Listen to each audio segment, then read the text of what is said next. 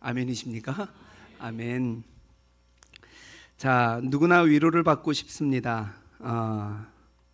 그리고 환영을 받고 인정을 받고 박수를 받고 싶어하는 것이 사람의 근본적인 마음입니다. 신앙생활도 마찬가지입니다. 예수님을 믿으면 마음에 평안이 있고, 또한 세상에서 내가 원하는 것들 이루어지기를 간절히 바라는 것, 그것이 우리가 신앙을 갖는 이유이기도 합니다. 물론 예수님을 믿으면 그러한 은혜가 실제로 이루어집니다. 우리 오늘 6장 말씀을 보았는데 이 앞장 말씀인 5장 말씀을 보면 놀라운 기적이 일어나죠. 12년 동안 혈루증으로 앓고 있던 그 여인이 예수 그리스도를 만남으로 말미암아 그의 병이 낫게 되는 놀라운 역사를 경험하게 되었고, 또 회당장 야이로의 딸이 12살 난 딸 아이가 죽음에도 불구하고 예수님을 만나고 난 다음에 그가 달리다굼 일어나게 되고 살아나게 되는 놀라운 일을 경험하게 되었습니다. 예수님이 생명이고 예수님 안에 기쁨이 있음을 오늘 보여주고 있는 것입니다. 그런데 이 기적이 일어났던 장소를 우리들이 한번 볼 필요가 있습니다. 기적이 일어났던 장소, 그곳이 가버나움입니다. 나움이라는 말은 위로라는 말입니다. 구약 성경에 보면 선지자 나훔이 있는데 그 원어적 의미로 같은 어원의 단어입니다. 나훔, 나움, 이것은 위로라는 단어를 가지고 있습니다. 예수님께서 이 가버나움에서 사람들에게 위로를 주셨습니다. 병들어 있는 사람을 고치셨고 죽어 있는 자를 살리심으로 말미암아 사람들에게 위로를 주셨죠. 그랬더니 사람들이 예수님을 향하여 환호하고 예수님을 대접하고 예수님을 기뻐하는 그러한 놀라운 일들이 일어나게 되었습니다. 그것이 바로 가버나움이었습니다. 그런데 오늘 본문 1절 말씀을 보니까 이 예수님께서 가버나움을 떠나셨다 말씀을 하고 있습니다. 우리 1절 말씀 같이 읽어볼까요? 1절 말씀입니다. 시작. 예수님께서 거기를 떠나사 고향으로 가시니 제자들도 따르니라. 아멘. 자, 여러분이라면 이 위로의 도시, 그리고 놀라운 일들이 일어났던 그 도시, 사람들에게 환호와 그리고 대접을 받았던 그 도시를 떠나고 싶으실 것 같으십니까? 내가 예수님이라면 사실 쉽게 떠나고 싶은 마음이 없을 것 같습니다. 아니, 그곳에 있으면 사람들에게 대접받고 그 사람들의 환호와 박수 소리에 너무나도 기쁘고 즐거울 것 같지 않습니까? 그런데 예수님께서 떠나시더라는 거예요. 그리고 어디로 가시냐면 나사렛으로 가셨습니다. 성경에 보니까 나사렛은 이미 예수님을 거절했던 동네였습니다. 거절했던 동네. 오늘 본문은 우리에게 질문을 합니다. 너는 가버나움의 위로와 평안과 기쁨 때문에 나를 따르는가? 아니면 나사렛의 십자가까지도 나와 함께 짊어지고 갈 수 있는가를 우리에게 물어보고 계시는 것입니다. 가버나움에서 받았던 놀라운 기적과 은혜와 기쁨과 위로 때문에 예수 그리스도를 따르는가? 아니면 나사렛에서 거절당하고 소외되고 조롱을 당하는 일을 당해도 너는 나를 따르는가? 라는 질문을 던지고 있는 것입니다. 첫 번째, 익숙함이라는 무서운 함정과 불신앙입니다. 나사렛은 예수님이 자라신 곳입니다. 예수님은 베들레헴에서 태어나셨습니다.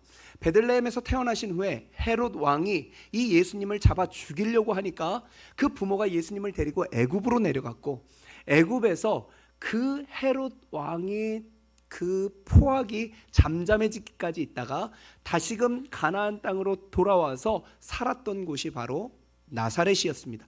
그러니까 이 예수님은 태어나시기는 베들레헴에서 태어났지만 30년 가까이 살으셨던 곳이 바로 나사렛입니다. 예수님의 고향과 같은 곳이죠.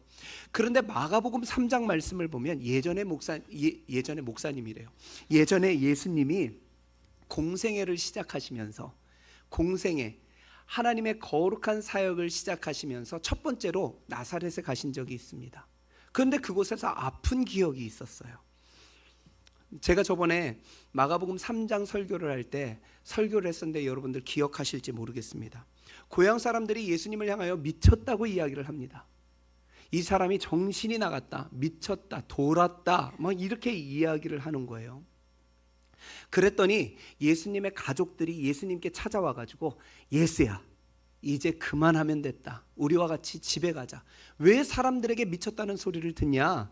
집에 가서 편안하게 우리와 함께 살아가자 라고 그러면서 예수님을 데려가려고 합니다. 자, 사람들에게는 미쳤다는 조롱을 받았고 가족들에게는 하나님의 사역에 대해서 이해받지를 못했던 것입니다.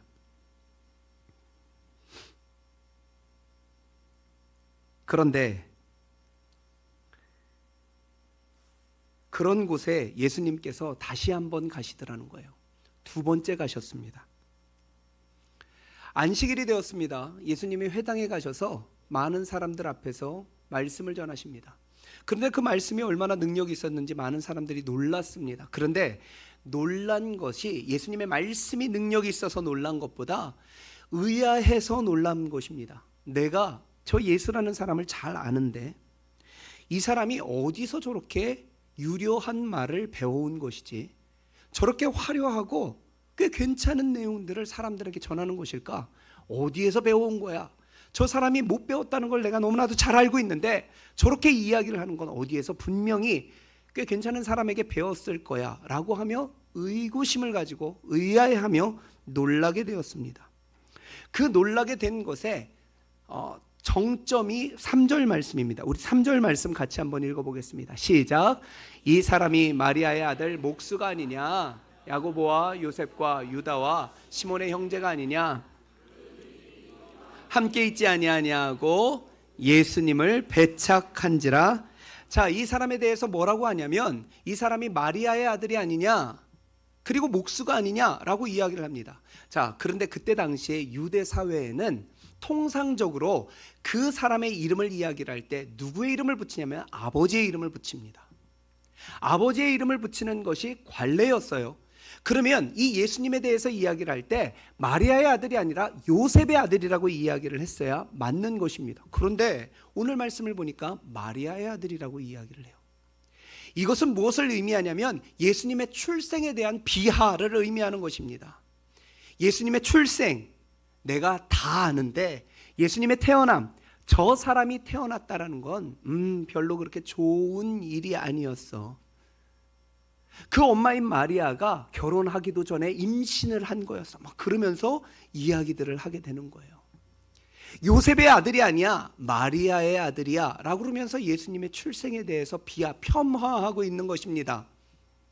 그리고 목수라고 이야기를 하죠. 이 사람이 우리 집에 문짝을 고쳐줬던 사람이야. 우리 집에 탁자를 만들어줬던 사람이야. 그런 촌구석의 목수였어 라고 이야기를 하고 있는 것입니다. 그런데 거기에서 멈추지 않았습니다. 예수님을 배척하였다라고 이야기를 하는데 이 배척하다라는 말의 원어적인 의미가 무엇이냐면 걸어 넘어뜨리다라는 의미를 가지고 있어요.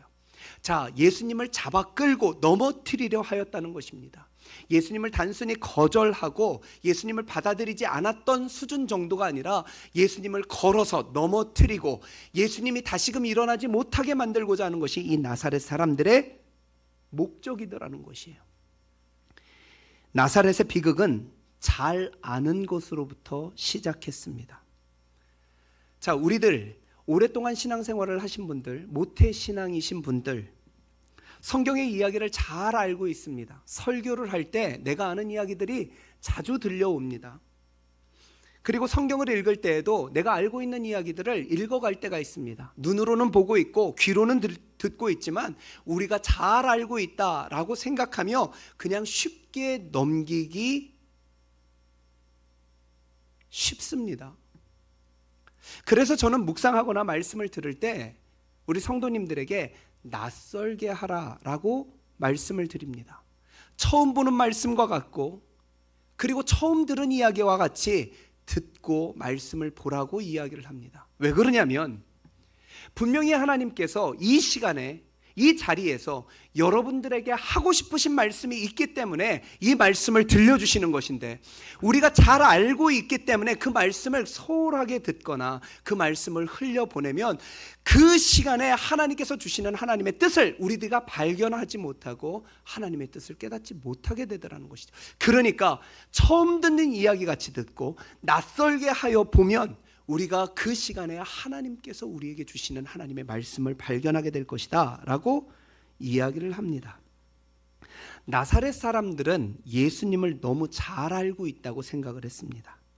그 익숙함이 오히려 하나님의 아들을 알아보지 못하게 하는 영적인 시력 저하, 영적인 시각 장애를 낳게 되었던 것입니다. 우리가 저 사람을 너무나도 잘 아는데, 우리가 저 사람을 너무나도 잘 알고 있는데 라는 교만이 하나님의 능력을 제한하는 방해가 되더라는 것이에요. 예수님의 놀라운 일들을 바라보지 못하게 만드는 장애가 되더라는 것입니다.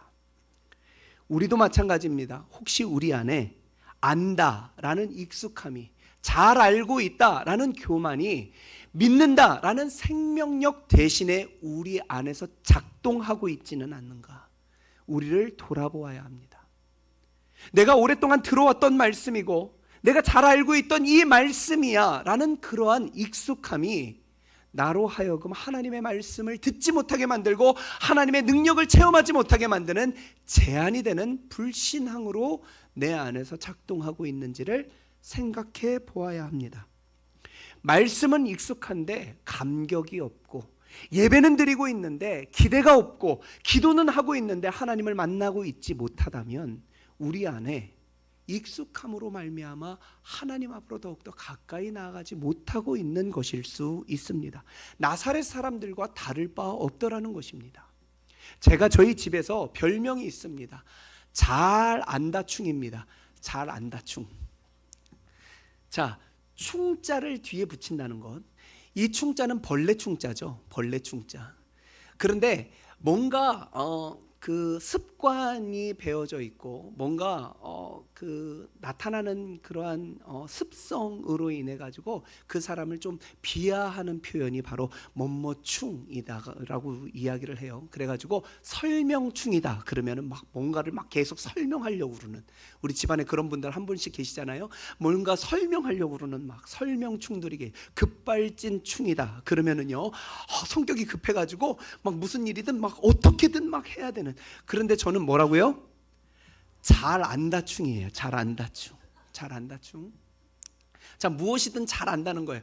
저희 아이들이나 제 아내가 저한테 물어봅니다. 자, 이것 알아? 그러면은 저는 다 알아, 다 알아, 다 알아 이렇게 이야기를 합니다. 자, 그리고 저 이거 뭐야? 그러면 이거 그거야 그러면서 다 아는 척을 해가지고 가족들이 저한테 다 알아충이라고 이야기를 합니다. 그런데 놀라운 사실은요, 제가 말씀을 묵상을 하다가 다 알아충 이런 제 별명이 막 생각이 나가지고 고민을 해봤습니다. 다 안다라고 하는 순간 뭐가 생기느냐면 그것에 대해서 더욱더 알아가고자 하는 탐구의 능력이 떨어지고, 그러므로 말미암아 더욱더 진보하고 성장하는 것이 제한이 되더라는 거예요. 사실 잘 모릅니다. 그런데 아빠기 때문에 뭔가를 알아야 된다는 생각이 있어가지고 잘 알아, 다 알아 라고 하는 순간 더 이상 진보하지 못하고 성장하지 못하게 되더라는 거예요. 우리의 신앙도 마찬가지입니다. 내가 잘 안다, 모든 것을 안다라고 하는 순간 우리는 더욱더 하나님께 가까이 나아가지를 못하게 되더라는 것. 그것이 오늘 나사렛 사람들이 가지고 있는 한계였습니다. 두 번째입니다. 거절과 고난의 길을 보여주시는 시청각 교육입니다. 예수님은 완악한 그들을 보시며 이렇게 이야기를 하십니다. 4절 말씀입니다. 같이 읽겠습니다. 시작. 예수님께서 그들에게 이르시되,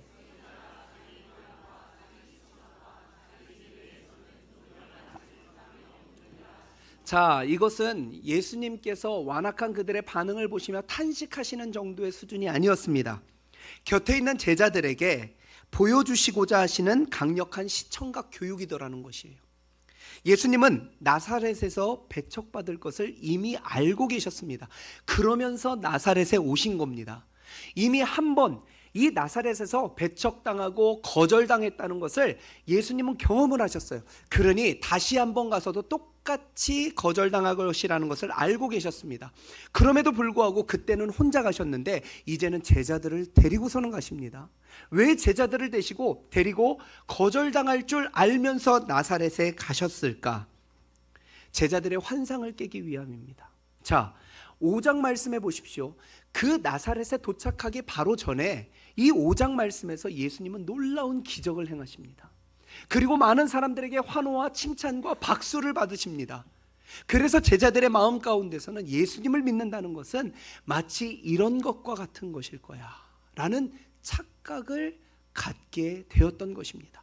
예수님을 따른다는 것은 기적이 일어나는 일이야. 예수님을 따른다는 것은 평안이 일어나는 일이고, 예수님을 따르는 일은 많은 사람들에게 박수받고 환호받는 일이야 라고 생각되었을 것입니다. 그런데 예수님께서 나사렛으로 그들을 데리고 오심으로 말미암아 예수님을 따른다는 것은 거절당하는 일이고, 십자가를 지는 일이고, 조롱을 받는 일이고, 핍박을 받는 일, 그 십자가의 길을 걸어가는 일이다 라는 것을 보여주시고자 하셨던 것입니다. 독일의 신학자 디트리 본헤퍼는 이렇게 이야기를 했습니다. 그리스도께서 한 사람을 부르실 때에는 와서 죽으라고 부르신다. 자, 예수님께서 부르신다는 것은 죽으라고 부르신다는 거예요. 여기서 죽는다는 것은 육신의 죽음을 의미하는 것이 아니라 내가 가지고 있는 자존심, 내가 세우고자 하는 체면, 내가 세우는 계획, 내가 하고 있는 계산, 그리고 내가 앞으로 이루어질 성공에 대한 기대, 내 안에 살아있는 모든 것들이 죽어지는 것, 그것이 바로 예수님을 따르는 것이다 라고 이야기를 하고 있습니다. 오늘 말씀 이후에 보면은 7절 말씀부터 보면은요, 예수님께서 2명씩 짝을 지어가지고 전도를 보내십니다. 이제 진짜로 세상으로 보내시는 거예요. 예수님의 이름으로 세상 가운데 나아가라고 그 제자들을 보내시는 장면이 여기에 나옵니다. 그런데 그 제자들을 보내시기 전에 그들이 현장 가운데서 만나게 될 일들을 이 나사렛에서 미리 경험하게 하신 것입니다. 예수님을 따른다는 것, 예수님의 복음을 붙들고 살아간다는 것, 이것은 사람들에게 환영을 받거나 사람들에게 박수를 받는 일만이 아니야. 십자가의 길을 걸어가는 것이고, 사람들에게 조롱을 받는 것이고, 거절을 당하는 것이야. 그러니 너희는 그 십자가의 길을 걸어가야 돼 라고 말씀하시는 예수님의 가르치심이 오늘 이 나사렛의 제자들을 데리고 가신 이유가 담겨져 있더라는 것입니다. 복음이라는 것은 예수님과 함께 나사렛의 거절을 통과해 본 사람만이 경험해 본 것입니다. 예수님의 이름으로 말미암아 극진한 대접을 받고 환호를 받고 칭찬을 받고 박수를 받는 것, 그것이 예수님을 따르는 것이 아니라, 예수님을 따르는 것은 십자가의 길을 가는 것이고, 예수님을 따르는 것은 사람들에게 인정을 받지 못하는 것이고, 그럼에도 불구하고 우리는 예수 그리스도를 따라가야 되는 것, 그것이 바로 복음의 길이더라는 것입니다. 사랑하는 성도 여러분, 5절 6절 말씀을 보면 가슴 아픈 영적 비극이 나오게 됩니다. 우리 같이 한번 읽어볼까요? 5절 6절 말씀입니다. 시작. 거기서는 아무 권능도 행하실 수 없어 다만 소수의 병자에게 안수하여 고치실 뿐이었고, 그들이 믿지 않음을 이상히 여기셨더라. 이에 모든 촌에, 자, 예수님께서 완악한 불신앙을 가진 이 나사렛 사람들을 향하여 더 이상 놀라운 기적을 행하시지 않으시고, 하나님의 은혜의 통로를 스스로 차단하시고 예수님께서 나사렛에서 떠나십니다. 완악한 불신앙을 떠나서 예수님을 간절히 사모하는 사람들에게로 예수님께서 가셨던 거예요. 왜 예수님께서는 자신이 그토록 오랫동안 자라왔던 이 나사렛이라는 동네를 냉정하게 떠나셨을까 생각해 보아야 합니다. 예수님은 원하시는 믿음의 반응이 있었던 거예요. 예수님을 향한 정말 진짜 믿음의 반응을 원하셨던 것입니다. 그것이 무엇입니까? 예수님을 잘 아는 것, 그것이 반응이 아니었고, 예수님을 잘 알고 있는 환경이 그 믿음을 만들어내는 것이 아니라, 예수님을 진짜 하나님의 아들로, 그리고 능력의 주로, 그리고 생명으로 여기며 예수님을 진짜로 믿는 사람들의 반응을 예수님께서 기대하셨던 것입니다. 그러한 사람들을 향하여 예수님께서 나아가셨던 거예요. 나사렛에는 그러한 사람들이 없더라는 것입니다. 제가 이 진짜 믿음의 반응에 대해서 묵상을 하면서 창세기 12장의 아브라함에 대해서 생각해 보게 되었습니다. 이 아브라함이 하나님의 말씀에 순종하여서 자신의 고향을 떠나가지고 가나안 땅으로 옮겨가게 되죠. 가나안 땅에 도착하였습니다. 한 번도 가본 적이 없고 자신의 식구들을 다 데리고서는 그 땅에 도착을 했는데 그 땅에서는 무엇을 해먹어야 될지도 아무것도 모르는 막막함 가운데 있습니다. 두려웠고요, 아는 사람도 없었고 막막함 가운데 있었습니다. 앞이 보이지가 않았습니다. 그런데 그 땅에서 그 땅을 지나는 중에 하나님께서 지나게 하셨던 두 개의 지명이 성경에 기록되어 있습니다. 첫 번째, 세겜입니다. 근데 이 세겜의 뜻이 무엇이냐면, 이 지명의 뜻이 무엇이냐면 어깨라는 뜻이에요. 남자의 어깨. 무엇을 의미합니까? 힘을 의미하는 거예요. 힘을 의미하는 거예요. 힘이다. 그리고 또 다른 지명으로 갔는데 모래 상수리 나무라는 지명을 지나게 됩니다. 지역을 지나게 됩니다. 이 모래라는 지명의 뜻이 무엇이냐면 교사, 인도자라는 뜻이에요. 아브라함이 깨닫게 됩니다. 아, 하나님께서 내가 한 번도 와보지 않은 이 땅에서, 내가 한 번도 경험해보지 않은 이 땅에서, 막막한 이 땅에서 하나님이 세겜, 나의 힘이 되어주시고 하나님이 나의 모래, 인도자가 되어주신다면 내가 이 땅 가운데 하나님과 함께 승리할 수 있겠구나라는 믿음이 생기게 된 것이에요. 이러한 믿음을 가지고 어디에다가 장막을 치는 줄 아십니까? 베델과 아이 사이에다가 장막을 칩니다. 이 베델의 뜻이 무엇이냐면 하나님의 집이라는 뜻입니다. 하나님의 집. 어떠한 뜻이 있냐면 하나님이 다스리시는 곳, 하나님이 주인 되어주시는 곳. 그곳은 하나님의 풍성함이 있고 하나님이 주시는 복이 있고 하나님이 주시는 평안이 있고 하나님의 기쁨이 있는 곳이 바로 베델이더라는 거예요. 그러한 이름이 담고 있는 의미가 있습니다. 그런데 반대로 아이라는 곳은 정반대의 의미예요. 폐허, 황무지, 쓰레기 더미라는 의미를 가지고 있습니다. 모든 것이 무너져 있고 모든 것이 짓밟혀져 있는 곳, 그곳이 아이예요. 그런데 베델과 아이 사이에 장막을 친다? 이것이 무엇을 의미하냐면 아브라함의 신앙의 고백인데, 하나님이 이 땅에서 나의 힘이 되어주시고 세겜, 나의 인도자가 되어주신다면 모래, 그러면 내 삶이 베델일지라도 모든 것이 잘되고 풍요롭고 모든 것이 넉넉하고 기쁨이 가득할 때에도 때로는 아이, 모든 것을 잃어버리고 모든 것이 무너지고 폐허와 같이 모든 쓰레기 더미 가운데 살지라도 내 상황에 매몰되지 아니하며 나는 나의 힘이 되어주시고 나의 인도자 되신 주님만 바라보며 살겠습니다 라는 것이 바로 아브라함의 고백이더라는 것입니다. 예수님께서 바라시는 믿음의 고백이, 믿음의 반응이 바로 이러한 믿음의 반응 아니겠습니까?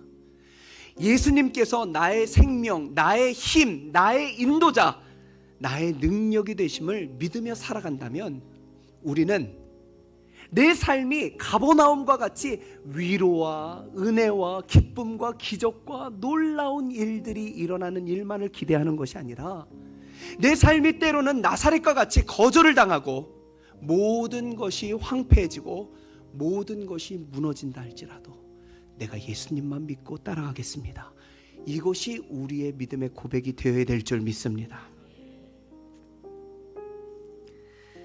오늘 찬양대 찬양에 큰 은혜를 받았습니다. 오늘 찬양대 찬양의 제목이 무엇이냐면 선한 능력으로입니다. 선한 능력으로. 근데 이 선한 능력으로라는 찬송시를 쓴 사람이 누구냐면 아까 이야기했던 디트리 본회퍼라는 목사님이에요. 이 목사님이 이 찬송시를 썼습니다. 아까 이야기했죠. 예수님을 따른다는 것, 예수님을 믿는다는 것, 모든 것을 죽이는 것입니다 라고 이야기를 했죠. 근데 이분이 이 찬송시를 쓴 장소가 중요한데 어디에서 이 찬송시를 썼냐면 감옥 안에서 썼습니다. 왜 감옥에 갇혔느냐면 이 사람이 독일 사람이잖아요. 히틀러가 지배하고 있었던 그 세상 속에서 이거는 안 돼. 그래서 히틀러를 암살하기로 계획을 세웁니다. 그리고 자신과 함께 뜻을 맞추는 많은 사람들과 함께 히틀러를 암살할 계획을 세웠는데 그 암살 계획이 밝혀지게 된 거예요. 드러나게 된 것입니다. 들통나게 되었습니다. 그래서 붙잡혀서 사형을 선고받고 감옥에 갇혀 있는 상황에서 이 찬송시를 쓰게 되었던 거예요. 감옥을 생각해 봅시다. 어둡고 캄캄하고 차가운 감옥. 마치 오늘 말씀에 이야기하는 아이와 같은, 나사렛과 같은 모든 것이 무너지고 언제 사형을 받아도 이상하지 않을 만큼 앞을 내다볼 수 없는 그러한 상황 가운데 이분이 뭐라고 찬송시를 썼냐면, 그 선한 능력으로 내가 살아가겠습니다. 그 선한 능력으로 예수님이 나를 인도하십니다. 그 선한 능력으로 내가 다시금 일어나 반드시 승리하게 될 줄 믿습니다 라고 고백하더라는 것입니다. 이 고백이 우리의 고백이 되기를 원합니다. 우리는 예수님을 믿는다는 것, 위로를 받는다는 것, 모든 기적이 일어나고 좋은 일들만 일어나는 것이라고 착각하며 살아갑니다. 그런 일들이 일어날 수 있죠. 그런데 우리의 삶엔 더 많은 시간, 더 많은 영역에서 그러한 일들이 일어나지 않을 때가 많더라는 거예요. 그럼에도 불구하고 차갑고 어둡고 앞이 내다보이지 않는 그 상황 가운데 내가 예수님을 나의 힘, 나의 능력, 나의 소망으로 믿고 예수님만 따라 살아가겠습니다 라고 고백하는 것이 바로 믿음의 고백, 하나님의 거룩한 백성의 삶이다라는 것입니다. 그렇게 살아가시겠습니까? 내일부터 시작되는 새로운 삶 가운데 우리의 삶에 환영이 있을 수 있습니다. 우리가 가는 곳마다 대접을 받고 환영을 받고 박수를 받을 수 있습니다. 그러면 겸손해지십시오. 그 모든 환대와 그 모든 박수를 누가 나에게 은혜를 주셨느냐면 하나님이 주셨기 때문이에요. 그러니 우리는 겸손해야 합니다. 반대로 우리가 거절당하는 자리에 있을 수 있습니다. 세상에 조롱이 있을 수 있습니다. 모든 것이 무너지는, 사방이 막혀 있는 것과 같은 답답함 가운데 있을 수 있습니다. 그때는 낙심하지 마십시오. 예수님이 나의 능력과 나의 힘이 되시기 때문입니다. 날마다 나에게 부어주시는 하나님의 은혜가 내 삶 가운데 넘치기를 간절히 소망하며 예수님을 붙잡고 살아가는 하나님의 거룩한 백성들이 되기를 주님의 이름으로 축원합니다. 우리 이 시간 다 같이 찬송하겠습니다. 찬송가 461장인데 이 찬양의 주제가 무엇이냐면 십자가를 질 수 있나요? 너희의 삶 가운데 힘들고 어려운 상황 가운데, 캄캄하고 차가운 상황 가운데, 모든 것이 막혀있는 답답한 가운데서도 너희들이 예수 그리스도와 함께 십자가를 지며 살아갈 수 있는가? 우리의 삶에 좋은 것, 놀라운 것들, 은혜로운 것들만 우리들이 기대하며 살아가는 것이 아니라 주님을 믿는다는 것에 따라오는 어렵고 힘든 일들이 내 삶에 다가오더라도 주님을 따라갈 수 있는가? 그러한 예수님의 부르심에 우리들이 응답할 차례입니다. 주님, 내가 그러함에도 불구하고 십자가를 지며 따라가겠습니다. 내가 그러한 상황에도 예수님을 나의 힘으로 믿고 주님만 바라보겠습니다. 그 선한 능력으로 승리하겠습니다. 우리 이렇게 고백하는 우리 모든 성도님들 되시기를 바랍니다. 우리 같이 우리 되시며 주